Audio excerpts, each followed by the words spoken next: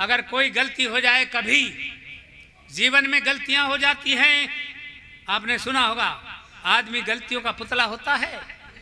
अगर गलती कभी हो जाए क्या करना चाहिए? कोई गलती हो जाए क्या करना चाहिए? सोचो, बैठो और सोचो, और सोचो ये कि ये गलती जो हुई है किसके नाम लगानी है।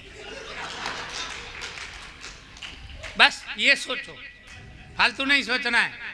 टेंशन लेना नहीं है, देना है।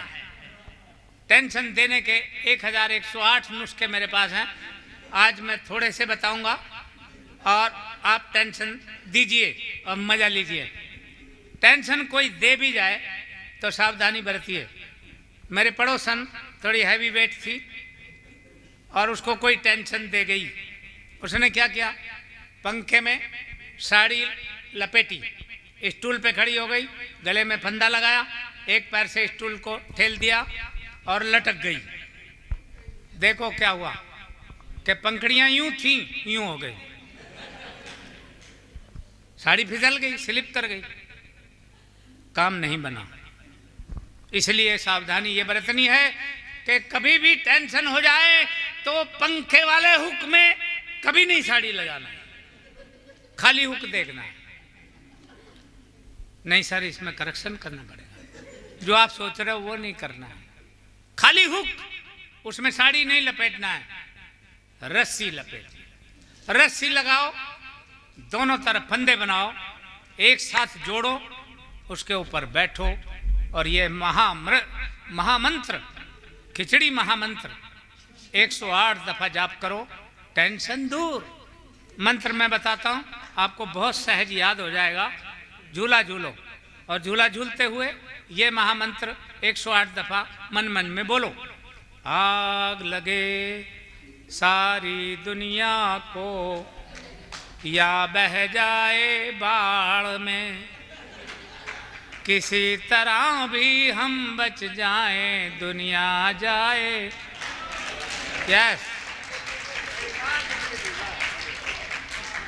ये है महामंत्र। ये अगर आप उच्चारण करते रहेंगे, टेंशन कभी आपके पास नहीं आएगी। आपका स्वास्थ्य दिन दुना रात चौगुना बढ़ता जाएगा। जो भी करो इस तरह करो कि जियो तो कैसे जियो कि जिसे तैरना तिरना आता।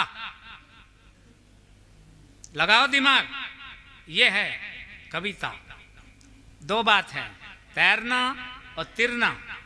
जिसे तैरना तिरना आता, केवट और कश्ती से क्या। और जो जीने की कला सीख ले, जंगल और बस्ती से क्या। जो जीने की कला सीख ले, जंगल और बस्ती से क्या। साम दाम और दंड भेद से जो भी चाहो हासिल कर लो, और जिस पर अपना दिल आ जाए, महंगी और सस्ती से क्या। बजाओ बजाओ, यह है दिमाग का काम। वाह, इसलिए वाह कर रहे हो। ये इन्होंने हमारा बहुत सम्मान किया। हमारा भी नैतिक दायित्व बनता है कि हमें नहीं श्रद्धांजलि दें। वाह, नहीं सॉरी, करेक्शन करेंगे। देखिए उन्हें और सुनिए हमें। सभी के जीने का अपना अलग अंदाज होता है। कोई सीधा कबूतर सा तो कोई बाज होता है। वाह वाह वाह। कोई सीधा कबूतर सा तो कोई बाज होता है। कोई महलों में रहकर भी भिखारी की तरह जीता, कोई फुटपाथ पर भी बादशाह बेताज होता है। कोई फुटपाथ पर भी बादशाह बेताज होता है।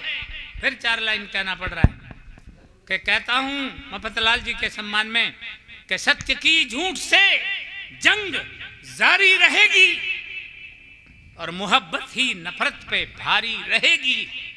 शरीरों पे शासन करे चाहे कोई, दिलों पर हुकूमत तुम्हारी रहेगी। वाह वाह, दिलों पर हुकूमत तुम्हारी रहेगी। और आपके लिए कहता हूं कि कैक्टस बोल, कटेरी मत कह। को हेरा फेरी मत कह।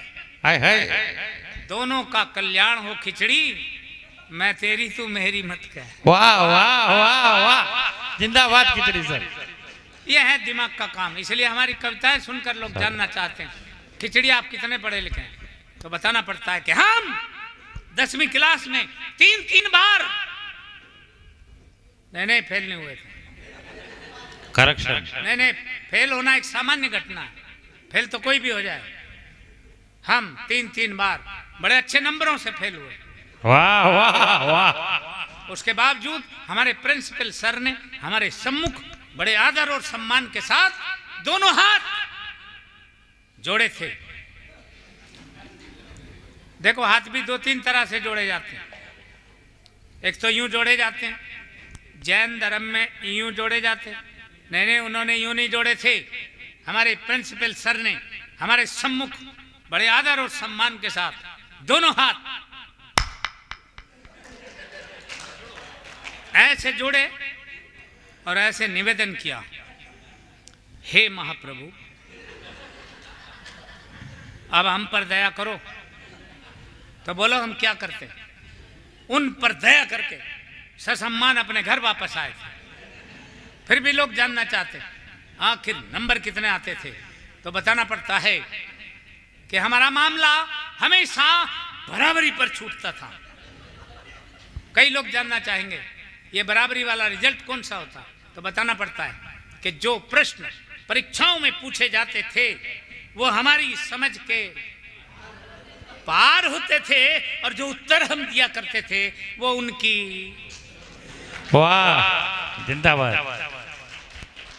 हमें आज तक याद है संस्कृत का प्रश्न पत्र था और प्रश्न आया था। किशोरी जी हैं? अच्छा कोई नहीं, पंडित जी होंगे। हमें आज तक याद है प्रश्न आया था, संस्कृत का पेपर और प्रश्न आया था, सर्वे भवन्तु सुखिना सर्वे सन्तु निरामया सर्वे भद्राणि पश्यन्तु मां कश्चित् दुःख भाग् भवेन्। इसी श्लोक का हिंदी अनुवाद लिखो। मैंने लिखा था। जब सर्वे किया गया, क्यों इस श्लोक का पहला शब्द क्या? सर्वे, सर्वे। तो सर्वे माने सर्वे, तो हमने वही लिखा। सर्वे तो होते रहते हैं। हमने लिखा जब सर्वे किया गया तो पता चला कि भवन्तु ऋषि के आश्रम में कोई भी सुखी नहीं था। वाह वाह वाह। सर्वे संतु निरामया, सारे संत निरे माया में लिप्त थे। सर्वे भद्राणी पश्यन्तु, ये सर्वे भद्राणी और पश्यन्तु ने मिलकर किया था। वाह वाह वाह। माँ कश्चित् दुःख भाग् भवेन्, उन बेचारों की माँ क्या करती जब उनके भाग्य में दुख ही था। हाय हाय। इतिहास का पेपर था और प्रश्न आया था महाभारत के युद्ध का कोई एक ठोस कारण बताओ। एक बच्चे ने लिखा महाभारत के युद्ध का मेन कारण थे दुर्योधन। अपनी जिद छोड़ दिए होते तो महाभारत का युद्ध कदापि नहीं होता। दूसरे बच्चे ने लिखा महाभारत के युद्ध का मेन कारण थे भीष्म पितामह। अपनी प्रतिज्ञा तोड़ दिए होते तो भी महाभारत का युद्ध नहीं होता। तीसरे बच्चे ने लिखा महाभारत के युद्ध का मेन कारण थे स्वयं भगवान श्री कृष्ण, वे चाहते तो युद्ध नहीं होता। अर्थात पूरी क्लास में एक बच्चा भी सटीक उत्तर नहीं दे पाया। क्यों? क्योंकि मेरे सिवा पूरी क्लास में इतना माइंडेड बच्चा था ही नहीं। तब मैंने लिखा, और अगर मैंने ठीक लिखा हो, एक हाथ खाली नहीं रहे, फिर हौसला देना और पता लगेगा। तुम्हारा आईक्यू टेस्ट कर रहा हूं कि मैंने लिखा महाभारत के युद्ध का सबसे अहम कारण यह था कि उस वक्त पुलिस नहीं थी। वाह वाह वाह वाह वाह।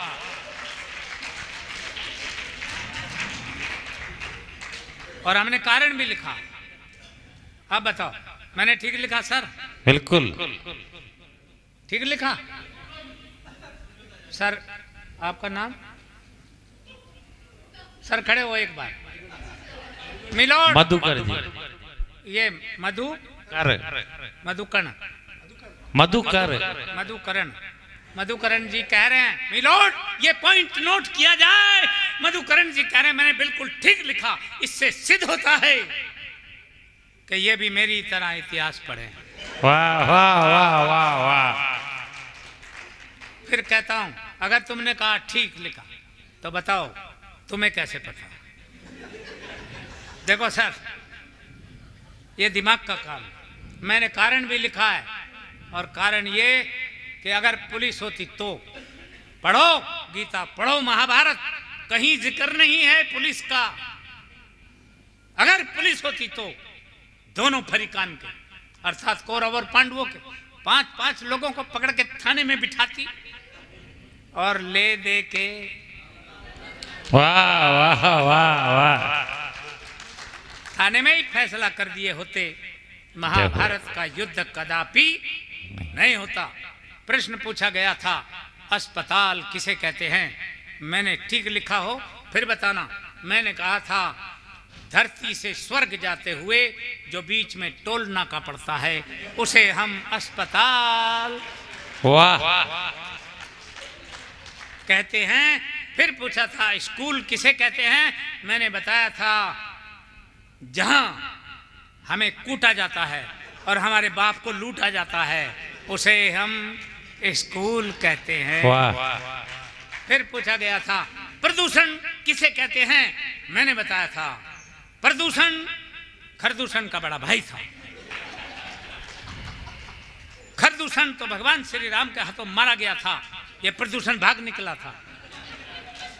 ये तभी से पेड़ों पर रहता है और पेड़ों की जड़ों तक को खा जाता है। ये मैंने लिखा था, ये था दिमाग का काम।